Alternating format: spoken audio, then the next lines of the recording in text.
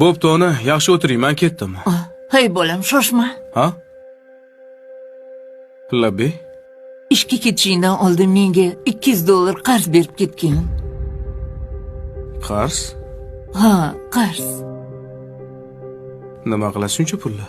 Gapga berishim bor edi, keyin ustimga bu narsa osanmikin deb aytdim. Bo'pti. Qachon qaytarib berasiz? Qaytaraman. Pensiyamdan bo'lib qaytaraman bola. Bo'pti. Hozir olib chiqaman. Mana. Faqat vaqtida qarzingizni uzasiz. Kelishdikmi? Albatta qaytaraman. Rahmat bola. Yana mana bu pulni ham sizga. Voy, buncha ko'p pul nimaga?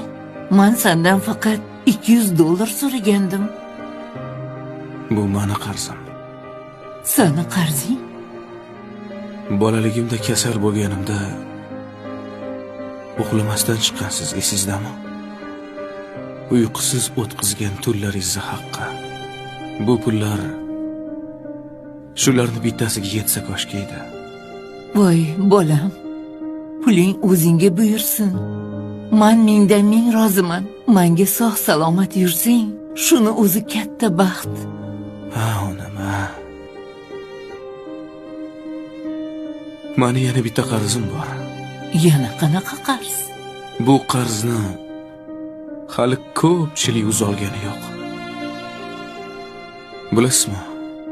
Menga o'xshagan farzandlar mana shu ikki og'iz gapni aytishga uyalishadi. O'zi ikki og'iz gap. Nimaga?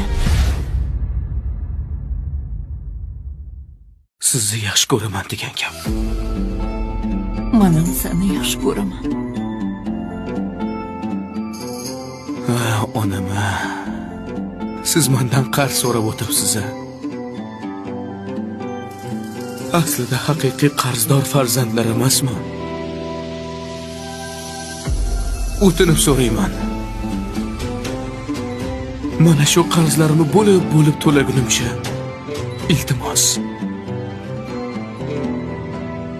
Meni tashlab bu dunyoni tark etib qolmang.